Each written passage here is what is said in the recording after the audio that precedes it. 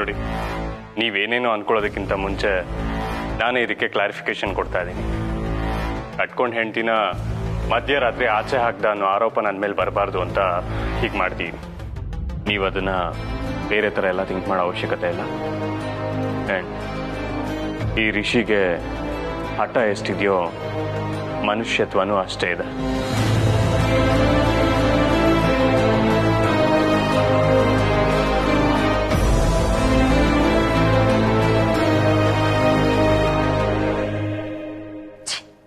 Disgusting. Kamali, ಮತ್ತೆ ಸ್ವಭಾವ ನಿನಗೆ ಗೊತ್ತಿರೋದೇ ಅಲ್ವಾ, ವಿಚಾರ ಮಾಡ್ಕೋಬೇಡ. ಒಟ್ಟಿನಲ್ಲಿ ರಿಷಿ ನಿನ್ನನ್ನು ಅವನ ಕೈಯಾರ ಎತ್ಕೊಂಡು ಮನೆ ಒಳಗೆ ಕರ್ಕೊಂಡು ಬಂದಲ್ಲ, ಅದು ಮುಖ್ಯ. ನೀನೇ ನೋಡ್ತೀಯಲ್ಲ ಅವನಿಗೆ ನಿನ್ನ ಮೇಲೆ ಎಷ್ಟು ಪ್ರೀತಿ ಅಭಿಮಾನ ಇದೆ ಅಂತ. ಹ್ಞೂ ಕಮಲಿ, ನೀನೊಬ್ಳೆ ಕತ್ಲೆಲಿ ಚಳಿಲಿ ಹೊರಗೆ ಕೂತಿದ್ಯಾ ಅಂತ ಹೇಗೆ ಬಾಲ ಸುಟ್ಟಿದ್ ಬೆಕ್ಕಿದ ಥರ ಚಡ್ಪಡಿಸ್ತಾ ಇದ್ದ ಗೊತ್ತಾ ನಮ್ಮಣ್ಣ? ಹೌದಮ್ಮ ಕಮಲಿ, ಅವನು ಏನು ಮಾತಾಡದೇ ಇರ್ಬೋದು, ಅಥವಾ ಹೊರಗಡೆ ಸಿಟ್ಟು ತೋರಿಸ್ಕೋಬೋದು, ಆದರೆ ಒಳಗೆ ನಿನ್ನ ಮೇಲೆ ಬೆಟ್ಟದಷ್ಟು ಪ್ರೀತಿ ಇಟ್ಕೊಂಡಿದ್ದಾನೆ. ಅಪ್ಪ, ಅಣ್ಣನ ಬಿಹೇವಿಯರ್ಗೆ ಕ್ರೆಡಿಟ್ ಯಾರಿಗೂ ಹೋಗ್ಬೇಕು ಹೇಳಿ? ಅರೆ ಕೇಳ್ತೀಯಲ್ಲ, ಇನ್ಯಾರಿಗೆ? ನಮ್ಮ ಅನಿಕಾಗೆ. ಅನಿಕಾನ? ಅಂಕಲ್ ವೇಟ್ ಅ ಮಿನಿಟ್, ನೀವ್ ಏನ್ ಹೇಳ್ತಿದ್ದೀರಾ? I am so confused. Rishi ಕಮಲಿನ ಒಳಗೆ ಎತ್ಕೊಂಡು ಬರಕ್ಕೆ ನಾನ್ ಕಾರಣನ? ಹೌದು, ಇನ್ನೇನಮ್ಮ. ಅಲ್ಲ, ನಮ್ಮ ಕಮಲಿಗೆ ಮಾರಲ್ ಸಪೋರ್ಟ್ ಕೊಡಬೇಕು ಅಂತ ಇಷ್ಟೊತ್ತಿನಲ್ಲಿ ಇಲ್ಲಿ ತನಕ ಬಂದಿದ್ಯಾ. ರಿಷಿ ಪ್ರಶ್ನೆ ಮಾಡಿದಾಗ ಅವನ ಹಠದ ಸ್ವಭಾವ ಎಂಥದ್ದು ಅಂತ ಚೆನ್ನಾಗಿ ಗೊತ್ತಿದ್ದು ನೀನು ಅವನ್ನ ಟ್ರಿಗರ್ ಮಾಡಿ ಅವನಾಗೆ ಕಮಲಿನ ಮನೆ ಒಳಗೆ ಕರ್ಕೊಂಬರೋ ಥರ ಮಾಡಿದೆ, ರೈಟ್?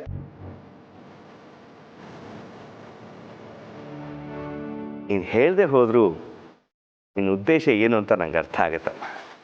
ನಮ್ಮ ಕಮಲಿ ಬಗ್ಗೆ ನಿನ್ಗೆ ಎಷ್ಟು ಕಾಳಜಿ ಇದೆ ಅಂತ ನನಗೆ ಗೊತ್ತಮ್ಮ, ನನಗೆ ಗೊತ್ತು. ಅಪ್ಪ, ಕ್ರೆಡಿಟ್ ಯಾರಿಗಾದ್ರೂ ಸಿಗ್ಲಿ, ನಮ್ಮ ಮದ್ಗೆ ಖುಷಿಯಾಗಿದ್ದಾರಲ್ಲ ಅಷ್ಟೇ ಸಾಕು ಅಲ್ವಾ? ಅಪ್ಪ, ಈಗ ಸಮಾಧಾನ ಆಯ್ತು. ಮಲ್ಕೊಂಡ್ರೆ ನೆಮ್ಮದಿಯಾಗಿ ನಿದ್ರೆ ಬರುತ್ತೆ. ಗೊತ್ತಾಗಿದೆ. ಹೋಗ್ರಮ್ಮ, ಎಲ್ಲರೂ ಮಲ್ಕೊಳ್ಳಿ. ಕಮಲಿ ಹೋಗ್ರೆಷ್ಟು. Okay, good night. Good night ಅಪ್ಪ. ಕಮಲಿ, ನೀನು ಹೋಗಿ ಮಲ್ಕೋ. ಇಲ್ಲಿ ಯಾರ್ಯಾರಿಗೆ ಏನೇನ್ ವ್ಯವಸ್ಥೆ ಮಾಡ್ಬೇಕೋ ಅದನ್ನ ನಾನು ನೋಡ್ಕೋತೀನಿ. Good night.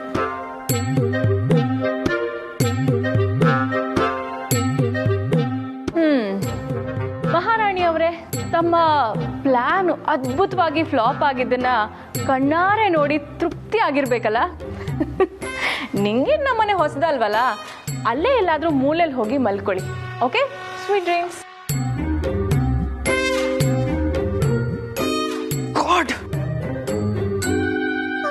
ಏನೇ ಪ್ಲಾನ್ ಮಾಡಿದ್ರು ಬೂಮರಾಂಗ್ ಆಗುತ್ತಲ್ಲ. ಆ ರಮೇಶ್ ಅಂಕಲ್ ಹೇಳ್ದಂಗೆ ನನ್ನ ಮಾತಿಂದನೇ ಆ ಕೆಸ್ರನ್ ಕಂಪ್ನಿಗೆ ಒಳ್ಳೇದಾಯ್ತು.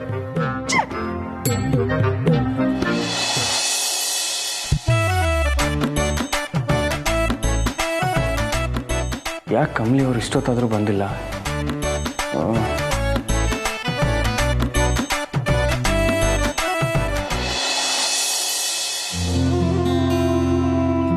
ಅಲ್ಲ, ಆಚೆ ಕೂತು ಅಷ್ಟು ಸುಸ್ತಾಗಿರುತ್ತೆ, ಒಳಗಡೆ ಬಂದು ರೆಸ್ಟ್ ಮಾಡ್ಬೋದಾಗಿತ್ತಲ್ಲ?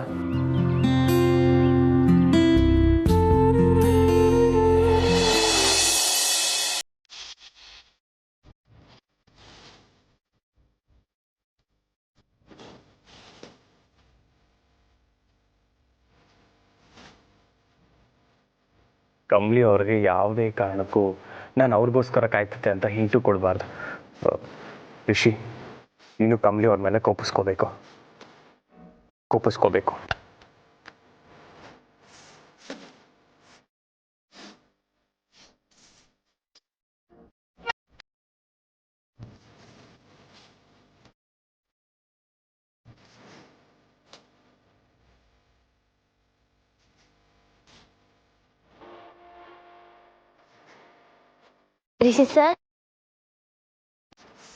ರಿಷಿ ಸರ್ ಮನಿಕೊಂಬಿಟ್ರಾ?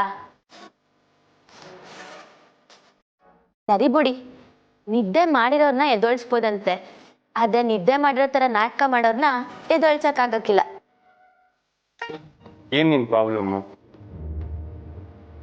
ಏನಿಲ್ಲ ರಿಷಿ ಸರ್, ನನ್ನ ಹೊತ್ಕೊಂಡು ಮನೆ ಒಳಗೆ ಕರ್ಕೊಬಂದ್ರಲ್ಲ, ಮೈಕ ಎಲ್ಲ ನೋಯ್ತಿರ್ಬೇಕೇನೋ, ನಾನು ಹೊತ್ಕೊಡ್ತೀನೇನೋ ಅಂತ ನನ್ನ ದಾರಿನೇ ಕಾಯ್ತಿದ್ರಲ್ಲ, ಅದಕ್ಕೆ ಹೊತ್ಕೊಡೋಣ ಅಂತ ಬಂದೆ. ನಾನ್ಸೆನ್ಸ್. ನೀವು ಕೈಕಾಲು ಹೋಗ್ತೀರಾ ಅಂತ ನಾನು ವೆಯ್ಟ್ ಮಾಡ್ತಿರ್ಲಿಲ್ಲ. ಅಷ್ಟಕ್ಕೂ ನಾನು ಅಷ್ಟೊಂದು ವೀಕು ಅಲ್ಲ. ನಾನು ಯಾಕೆ ನಿಮಗೋಸ್ಕರ ಕಾಯ್ಲಿ ಹೇಳಿ? ಹೀಗೇನೇನೋ ಮಾಡಿ ನನ್ನ ನೈಸ್ ಮಾಡ್ಬೋದು ಅಂತ ಅನ್ಕೋಬೇಡಿ. ಮಾಡಿರೋ ತಪ್ಪನ್ನ ಒಪ್ಕೊಂಡು ಅಮ್ಮನ ಹತ್ರ ಕ್ಷಮೆ ಕೇಳೋವರೆಗೂ ನನ್ನ ಹತ್ರ ಮಾತಾಡಬೇಡಿ. ರಿಷಿ ಸರ್, ಇಡೀ ಪ್ರಪಂಚದಾಗೆ ನೀವು ಒಬ್ಬರಾದ್ರೂ ನನ್ನ ಮನಸ್ಸನ್ನ ಅರ್ಥ ಮಾಡ್ಕೊಂಡಿದ್ದೀರಾ ಅನ್ಕೊಂಡಿದ್ದೆ. ಆದ್ರೆ ನೀವೇ ನಾನು ಮಾಡಿಲ್ದಿರೋ ತಪ್ಪಿಗೆ ನನ್ನ ಹೊಣೆ ಮಾಡಿ ಯಾಕೆ ಸರ್ ನನ್ನ ಮನಸ್ಸನ್ನು ನೋವು ಮಾಡ್ತಿದ್ದೀರಾ? ಕಮಲಿ ಅವರೇ, ನಿಮ್ಮ ದೃಷ್ಟಿಕೋನದಲ್ಲಿ ಯೋಚನೆ ಮಾಡಬೇಡಿ. ಒಂದೇ ಒಂದ್ಸಲಿ ಅಮ್ಮನ ಪಾಯಿಂಟ್ ಆಫ್ ವ್ಯೂ ಅಲ್ಲಿ ಯೋಚನೆ ಮಾಡಿ ನೋಡಿ. ನೀವು ಅವ್ರಿಗಿಂತ ವಯಸ್ಸಲ್ಲಿ ಚಿಕ್ಕವರು. ಅವ್ರ ಮನೆ ಸೊಸೆ ಇಡೀ ಊರ ಮುಂದೆ ಅವ್ರಿಗೆ ಬೆರಳು ತೋರಿಸಿ ಮಾತಾಡಿದ್ರೆ ಎಷ್ಟು ಹರ್ಟ್ ಆಗ್ಬೋದು ಅಂತ ನೀವೇ ಯೋಚನೆ ಮಾಡಿ. ಬೆರಳು ತೋರಿಸೋ ಥರ ತಪ್ಪು ಮಾಡಿದ್ದು ಅವರಲ್ವಾ ಸರ್? ಕಮಲಿ ಅವರೇ, ಇಲ್ಲಿ ನೀವು ತಪ್ಪು ನಾನು ತಪ್ಪು ಅಂತ ಹಟ್ಟಿಗೆ ಬಿದ್ದರೆ ವಾದದಲ್ಲಿ ಗೆಲ್ಬೋದು, ಆದರೆ ಸಂಬಂಧಗಳಲ್ಲಿ ಸೋತ್ಬಿಡ್ತೀವಿ. ಸರಿ ತಪ್ಪು ಸಾಧಿಸಿ ದೊಡ್ಡವರಾಗೋದಕ್ಕಿಂತ ದೊಡ್ಡವ್ರ ಮುಂದೆ ಕ್ಷಮೆ ಕೇಳಿ ದೊಡ್ಡವರಾಗೋದು ತುಂಬ ಮುಖ್ಯ. ಕಮಲಿ ಅವರೇ, ನನ್ನ ಕಮಲಿ ಅವರು ಎಂಥದ್ದೇ ಸಂದರ್ಭಗಳು ಬಂದರೂ ಸಂಬಂಧಗಳನ್ನ, ವಿಶ್ವಾಸನ, ಮನಸ್ಸುಗಳನ್ನ ಒಂದು ಮಾಡೋರಾಗಿರ್ತಾರೆ ಅಂತ ನಂಬಿದ್ದೆ. ಈಗಲೂ ನಂಬಿದ್ದೀನಿ. ಆ ನಂಬಿಕೆನ ಉಳಿಸ್ಕೊಳ್ಳೋದು ಬಿಡೋದು ನಿಮಗೆ ಬಿಟ್ಟಿದ್ದು.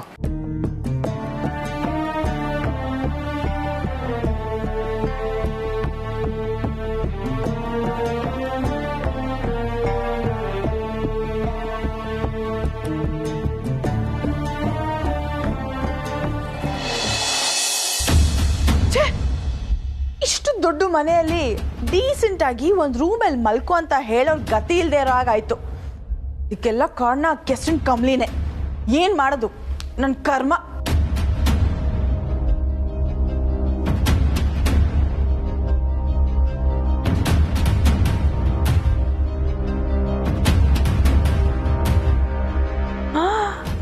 ಇದೇನಿದು, ಎಲ್ಲ ಆಗಿ ಮೇಕಪ್ ಆಗಿರುತ್ತೆ ಅಂತ ನಾನು ಅನ್ಕೊಂಡ್ರೆ ಇಲ್ಲಿ ಹೆವಿಯಾಗಿ ಬ್ರೇಕಪ್ಪೇ ಆಗಿದೆ. ಒಳ್ಳೇದೇ ಆಯ್ತು, ಇದೇ ಪರ್ಫೆಕ್ಟ್ ಚಾನ್ಸ್. ರಿಷಿ ಮೊದಲೇ ವಲ್ನರಬಲ್ ಆಗಿರ್ತಾನೆ. ಟೆರೆಸ್ ಮೇಲೆ ಇಡೀ ರಾತ್ರಿ ರಿಷಿ ಪಕ್ಕ ಕೂತು ಕಮ್ಲಿ ಬಗ್ಗೆ ಒಂದಷ್ಟು ಚಾಡಿ ಊದಿದ್ರೆ ನನ್ನ ಕೆಲಸ ಈಸಿ ಆಗೋಗುತ್ತೆ. ಅನಿಕಾ, ಒಳ್ಳೆ ಚಾನ್ಸ್ ಸಿಕ್ಕಿದ್ದೆ, ಇದನ್ನ ನೀನು ಮಿಸ್ ಮಾಡ್ಕೊಂಡ್ರೆ ನಿನ್ನಂಥ ಫೂಲ್ ಇನ್ನೊಬ್ಳು ಇಲ್ಲ. ಹಾಂ,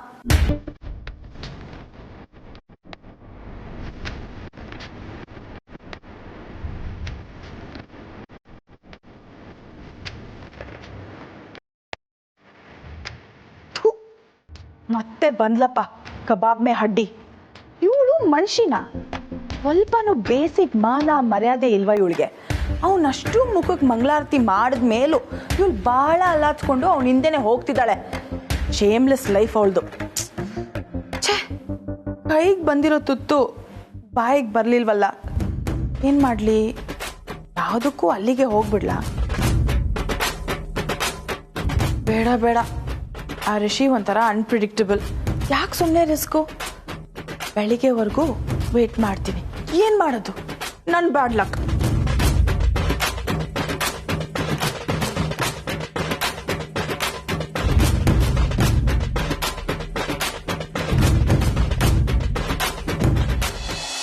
ಮಲ್ಗಕ್ಕೆ ಬೂಂತಾಯಿ ಮಂಚ,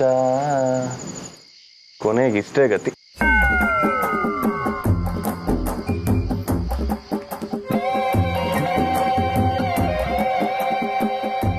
ಯಾಕೆ ಸರ್, ಇಲ್ಲಿ ಬಂದರೂ ನಿದ್ದೆ ಬರ್ನಿಲ್ವಾ? ಕಮಲಿ ಅವರೇ, ನೆಮ್ಮದಿಯಾಗಿ ನನಗೆ ಇಲ್ಲೂ ಮಲ್ಗಕ್ಕೆ ಬಿಡಲ್ವಾ ನೀವು ಯಾಕೆ ಇಲ್ಲಿಗೆ ಬಂದಿದ್ದು? ಅಯ್ಯೋ ಸರ್, ನೀವೆಲ್ಲಿ ಬರ್ತಿರೋ ಅಲ್ಲಿಗೆ ನಾನು ಬರ್ಬೇಕಲ್ವಾ? ನೀವ್ ಹೆಂಗಿರ್ತಿರೋ ನಾನು ಹಂಗೆ ಇರ್ಬೇಕು. ಯಾರು ಹೇಳಿದ ಹಂಗಂತ? ನೀವೇ ಸರ್.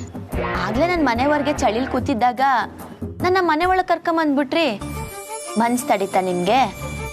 ಹಂಗೆಯ ಸರ್, ಇಲ್ಲಿ ನೀವು ಈ ಚಳಿಲ್ ಮನೆ ಕಂಡಿದ್ರೆ ನನಗೆ ಒಳ್ಳಗ್ ನೆಮ್ಮದಿಯಾಗಿ ನಿದ್ದೆ ಬರ್ತದ? ಮನ್ಸ್ ತಡಿನಿಲ್ಲ, ಅದಕ್ಕೆ ನಾನು ಇಲ್ಲಿಗೆ ಬಂದ್ಬಿಟ್ಟೆ. ಇಷ್ಟೆಲ್ಲ ಸರ್ಕಸ್ ಮಾಡಿ ಸುತ್ತಿ ಬಳಸಿ ನನ್ನ ಹತ್ರ ಮಸ್ಕ ಹೊಡಿಯೋದ್ರ ಬದಲು ಅಮ್ಮನ ಹತ್ರ ಹೋಗಿ ಒಂದ್ಸಲಿ ಸಾರಿ ಕೇಳಿದ್ರೆ ಇದೆಲ್ಲ ಕ್ಲೋಸ್ ಆಗುತ್ತಲ್ವಾ? ಸಂಸಿ ಸರ್, ಇದೊಂದು ದಿವಸದಾಗ ಮಾತ್ರ ನನ್ನ ಮನ್ಸು ಬದಲಾಗಕ್ಕಿಲ್ಲ ಸರ್. ತೆಪ್ ಮಾಡಿದವ್ರಿಗೆ ಕ್ಷಮೆ ಕೇಳ್ಬೇಕೇ ಹೊರ್ತು ತೆಪ್ಪನ್ನ ಪ್ರಶ್ನೆ ಮಾಡಿದವ್ರಲ್ಲ. ಕಮ್ಲಿ ಅವ್ರೆ, ಎಷ್ಟೇ ಮಾತಾಡಿದ್ರು ಮಾತು ಸುತ್ತಿ ಸುತ್ತಿ ಅಲ್ಲಿಗೆ ಬಂದು ನಿಂತ್ಕೊಳ್ಳುತ್ತೆ ಅಂದ್ರೆ ಮಾತಾಡಿ ಪ್ರಯೋಜನನೇ ಇಲ್ಲ. ನಂಗೆ ನಿದ್ದೆ ಬರ್ತಿದೆ, ದಯವಿಟ್ಟು.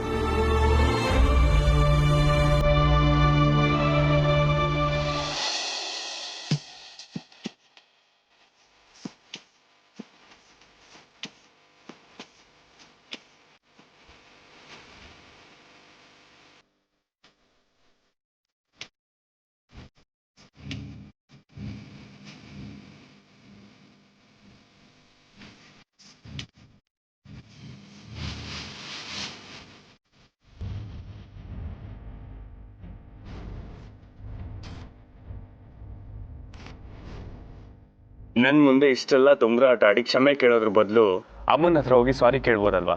ಯಾಕೆ ಇಷ್ಟೊಂದು ಹಠ ಮಾಡ್ತೀರಾ? ಇದು ಬೇರೆ ಅದು ಬೇರೆ ಸರ್. ಅದ್ ಹೇಗೆ ಬೇರೆ ಬೇರೆ? ಇದು ಹೆಂಡತಿ ಗಂಡನ್ ಕೇಳ್ತಿರೋ ಸಮಯ ಸರ್. ಒಬ್ಬ ಮಗ ಆಗಿ ತನ್ನ ತಾಯಿಗೆ ತನ್ನ ಹೆಂಡತಿಯಿಂದ ಅವಮಾನ ಆಯ್ತಲ್ಲ ಅಂತ ನೊಂದ್ಕೊಂಡ್ರಲ್ಲ, ಆ ಮಗನ ಮನ್ಸಿಗೆ ನೋವು ಮಾಡಿರೋದಕ್ಕೆ ನಾನು ಕೇಳ್ತಿರೋ ಸಮಯ ಸರ್. ತನ್ನ ಗಂಡನ ಮನ್ಸನ್ನ ನೋಯಿಸ್ಬಿಟ್ನಲ್ಲ ಅಂತ ಈಗ ಸಮಯ ಕೇಳ್ತಿದ್ದೀನಿ. ಹಂಗಂತ ಹಳ್ಳಿಯವ್ರ ಜೀವನನ ನಾಶ ಮಾಡಕ್ ಹೊಂಟಿರೋ ನಿಮ್ಮ ಅವ್ವ ನಿರ್ಧಾರ ಸರಿ ಅಂತ ನಾನು ಹೇಳ್ತಿಲ್ಲ ಸರ್. ಒಂದ್ಕಿತ ಅರ್ಥ ಮಾಡ್ಕೊಂಡು ನೋಡಿ ಸರ್. ಅವ್ರನ್ನ ನಿಮ್ಮವ್ವ ನನ್ನ ಪಕ್ಕಕ್ಕಿಟ್ಟು ಒಂದ್ಕಿತ ಯೋಚನೆ ಮಾಡಿ. ಅವ್ರು ಮಾಡಕ್ ಹೊಂಟಿರೋ ಅನ್ಯಾಯದ ಪರಿಣಾಮ ಏನಾಯ್ತೈತೆ ಅಂತ ಒಂದ್ಕಿತ ಯೋಚನೆ ಮಾಡಿ ಸರ್. ಅನ್ಯಾಯ ಮಾಡೋದ್ ತೆಪ್ಪಾದ್ರೆ ಆಗ್ತಿರೋ ಅನ್ಯಾಯನ ನೋಡ್ಕೊಂಡು ಸುಮ್ಕೆ ಇರೋದು ತೆಪ್ಪಲ್ವರಿಸಿ ಸರ್. ಕಮ್ಲಿ ಅವರೇ, ಎಷ್ಟೇ ಆದ್ರೂ ಅವರು ನನ್ನ ತಾಯಿ, ನಿಮ್ಮ ಅತ್ತೆ ಅನ್ನೋದನ್ನ ತಲೆಲಿಟ್ಕೊಳ್ಳಿ. ನನಗೆ ಗೊತ್ತು ರಿಸಿ ಸರ್. ಒಬ್ಬ ಸೊಸೆಯಾಗಿ ತನ್ನ ಅತ್ತೆ ಕೊಡ್ಬೇಕಾಗಿರೋ ಗೌರವ, ಮರ್ವಾದೆ ಎಲ್ಲನೂ ನನ್ನ ಕಡೆಯಿಂದ ಕೊಟ್ಟೆ ಕೊಡ್ತೀನಿ. ಆದ್ರೆ ನ್ಯಾಯ ಅನ್ಯಾಯ ದಿಸ್ಯ ಬಂದಾಗ ನನ್ನ ನಿಲುವು ಇದೇ ಆಗಿರ್ತೈತೆ. ಅದು ಯಾರೇ ತೆಪ್ಪು ಮಾಡಿದ್ರು, ಒಂದ್ಕಿತ ನಾನೇ ತೆಪ್ಪು ಮಾಡಿದ್ರು, ನನ್ನ ನಿರ್ಧಾರ ಇದೇನೆಯ ಸರ್. ದಯವಿಟ್ಟು ಸರ್, ಒಂದ್ಕಿತ ಎರಡು ವಿಚಾರನೂ ಬೇರೆ ಬೇರೆ ಮಾಡಿ ನೋಡಿ, ನಿಮ್ಗೆ ಎಲ್ಲನೂ ಅರ್ಥ ಆಯ್ತೈತೆ. ಎಷ್ಟೇ ಮಾತಾಡಿದ್ರು ಇದು ಬಗೆಹರಿಯೋ ವಿಚಾರ ಅಲ್ಲ. ಮಾತಾಡಿ ಸುಮ್ಮನೆ ವೇಸ್ಟ್ ಅಷ್ಟೇ.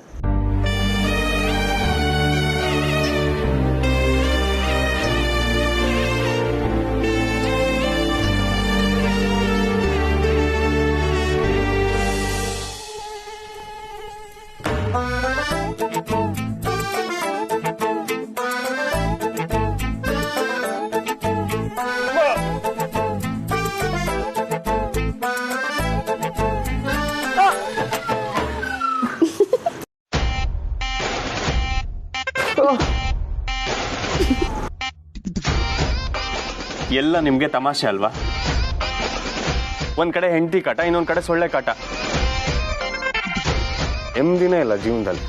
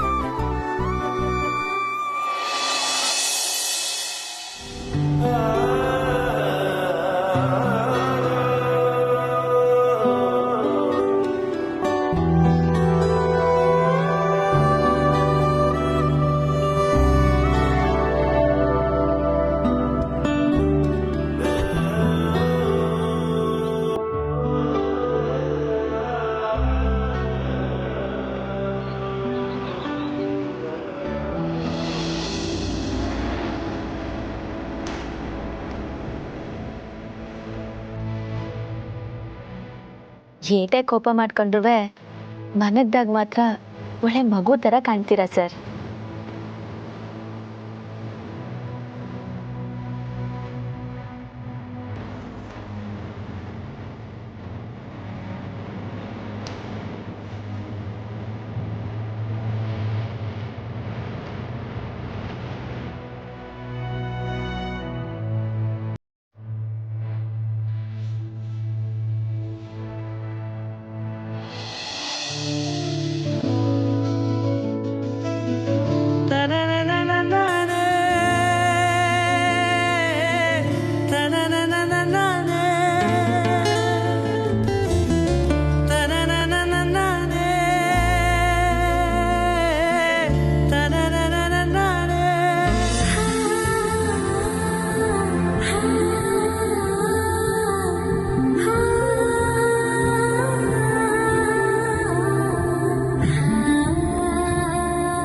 ನೆನ್ನೆ ಅವರಿಬ್ರು ಟೆರೆಸ್ ಮೇಲೆ ಬಂದ್ರಲ್ಲ, ಪತ್ತೇನೇ ಇಲ್ಲ.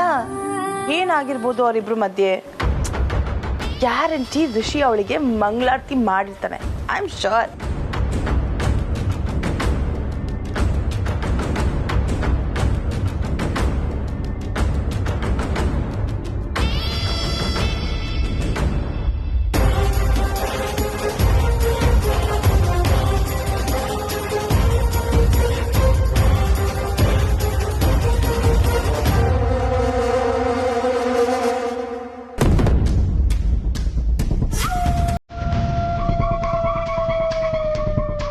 ಕಮಲಿ, ಏಯ್ ಕಮಲಿ,